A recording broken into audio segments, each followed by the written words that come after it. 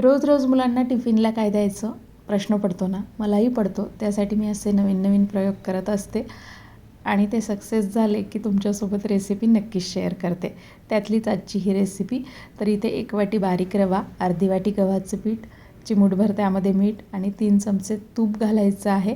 व्यवस्थित ते रव्याला आणि पिठाला चांगलं चोळून घ्यायचं आणि त्यानंतर थंड दुधाने किंवा पाण्याने हे पीठ सॉफ्ट असं मळून घ्यायचं आहे. तर बघू शकता इथे पीठ मी मळून घेतलं आहे. जास्त घट्ट मळायची गरज नाही आहे कारण रवा आहे यामध्ये. त्यामुळे आता हे पीठ जे आहे आपल्याला साधारण अर्धा ते 1 घंट्यासाठी भिजायला ठेवायचं आहे. त्यामुळे हे थोडं घट्ट होतं. तर आता हे झाकून ठेवते आणि बघूया पुढची प्रोसेस. आता इथे मी अर्धी वाटी तूप जे आहे पातळ करून घेतलं आहे. त्यातलं अर्धं तूप कढईमध्ये घालायचं आहे. तूप गरम झालं की यामध्ये 1 वाटी बेसन पीठ घालायचं आहे. बेसन पीठ थोडं दाबून घेतलेलं आहे. तर अशा पद्धतीने बेसन पीठ तुपामध्ये घालून एकदा व्यवस्थित मिक्स करून घ्यायचं आहे. बेसन पीठ आपल्याला तुपामध्ये भाजायचं आहे, पण ते भाजताना छान असं ओलसर झालं की ते भाजायला अगदी सोपं जातं. तर इथे बघू शकता बेसन पीठ मोकळं आहे म्हणून मी राहिलेलं तूप परत यामध्ये घातलं आणि व्यवस्थित मिक्स केल्यानंतर हे ओलसर झालं आहे, पण ते भाजता येत नाही कारण काय होतं ते कलथ्याला चिकटून बसतं. म्हणून परत 1-2 चमचे तूप घालायचं आहे. तर अशा पद्धतीने बेसन पीठ थोडंसं ओलसर, थोडंसं पातळ झालं एवढंच तूप घालायचं आहे आणि मग हे बेसन पीठ छान तुपामध्ये खमंग असं सोनेरी रंगावर मंद आचेवर भाजून घ्यायचं आहे. तर इथे बेसन पीठ कमी आहे त्यामुळे या प्रोसेसला मला इथे फक्त 10 ते 12 मिनटं लागले आणि बघू शकता किती सुंदर रंगावर इथे बेसन पीठ मी भाजून घेतलेलं आहे. आणि एका साईडला ना मी गॅसवर दूध देखील गरम करून घेतलेलं आहे. अशा पद्धतीने बेसन पीठ भाजून झालं की यामध्ये 1 वाटी गरम दूध घालायचं आहे. तुम्हाला दूध नसेल घालायचं तर 1 वाटी गरम पाणी देखील घालू शकता. दूध घातलं की लगेच बेसन पीठ ते दूध शोषून याचा असा घट्ट गोळा तयार होतो. तोपर्यंतच आपल्याला ही प्रोसेस करायची आहे. आणि बघू शकता अगदी 2 मिनटं याला लागतात.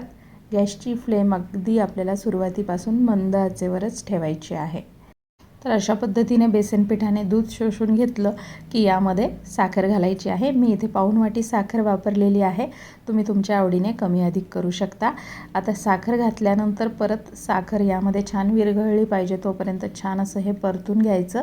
या प्रोसेसला देखील 1-2 मिनटंच लागतात, जास्त वेळ लागत नाही. तर बघू शकता किती सुंदर टेक्स्चर आलेलं आहे. साखर पूर्णपणे विरघळली की यामध्ये सुकामेवा आणि वेलची पूड छान कुटून घालायची, अगदी बारीक कुटून घालायची आहे. आणि हे एकदा व्यवस्थित मिक्स करून घ्यायचं आहे आणि त्यानंतर गॅस बंद करायचा आहे. तर अगदी 17 ते 18 मिनटामध्ये आपला हा बेसन हलवा इथे तयार झाला आहे. किती सुंदर टेक्स्चर आलं आहे बघू शकता आणि अजिबात ऑइली झालेला नाही आहे, पण चवीला अप्रतिम झालेला आहे बघू शकता. तुम्ही कधी अशा पद्धतीने बेसन पिठाचा हलवा केला आहे का? नसेल केला तर एकदा नक्की करून पहा, खूप मस्त लागतो चवीला. तर अशा पद्धतीने हलवा आपला तयार झाला आहे, म्हणजेच बेसनाचा शिरा इथे आपला तयार झाला आहे. आता हा थंड करायला ठेवायचा आहे. बघू शकता अगदी मऊसूत झालेला आहे आणि अजिबात ऑइली झालेला नाही. तर आता हा शिरा आपल्याला पूर्णपणे थंड करून घ्यायचा आहे. आता हा तुम्ही असा देखील खाऊ शकता, पण आपल्याला असा न खाता यापासून अजून छान रेसिपी बनवायची आहे. ती कशी तर ते बघूया. तर आपण जे रव्याचं आणि गव्हाचं पीठ मळून ठेवलं होतं ना, त्यातला छोटासा गोळा घ्यायचा आहे. थोडासा लाटून घेतला की त्यामध्ये हा जो बेसन पिठाचा शिरा आहे त्याचा छोटासा गोळा ठेवायचा आणि व्यवस्थित हे पॅक करून घ्यायचं आहे. म्हणजे इथे आपल्याला पारी बनवून घ्यायची आहे, जशी आपण पराठ्यासाठी बनवतो तशी. आणि त्यानंतर याची छोटीशी जाडसर पुरी आपल्याला लाटून घ्यायची आहे. तर इथे आपण हलवा पुरी वेगळी न करता एकाच याच्यात पुरीमध्ये हलवा भरून आपण ही हलवा पुरी बनवणार आहोत, जी की चवीला खूपच अप्रतिम लागते. मी सकाळी टिफिनला हा बेत बनवला होता. मी जे पीठ आहे ना रात्रीच मळून ठेवलं होतं आणि फ्रीजमध्ये ठेवलं होतं. सकाळी फक्त हलवा बनवला आणि झटपट पुऱ्या बनवल्या आणि मुलींना टिफिनला दिल्या. अप्रतिम अशी रेसिपी तयार होते. लगेच तेल गरम करायचं आहे आणि मंद आचेवर ही पुरी तळून घ्यायची, म्हणजे छान अशी कचोरीप्रमाणे तयार होते. वरच्या बाजूने छान अशी कुरकुरीत आणि आतून मस्त हलवा असतो, तो अगदी सॉफ्ट मऊसूत असतो.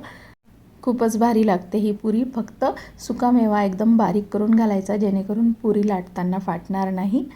तर अशा पद्धतीने तुम्ही पुरी देखील बनवू शकता, किंवा साधं आपलं गव्हाचं पीठ मळलेलं असतं ना, ते पीठ घेऊन त्यामध्ये हा हलवा भरून मस्त पारी तयार करून तुम्ही हलवा पराठा देखील बनवू शकता. तर आता सकाळच्या वेळी मी घाईघाईमध्ये ही रेसिपी बनवली होती, त्यामुळे जास्त शूट मला करता आलं नाही, कारण टिफिनबरोबरच तयारी देखील करून द्यावी लागते ना मुलांची, त्याकरिता.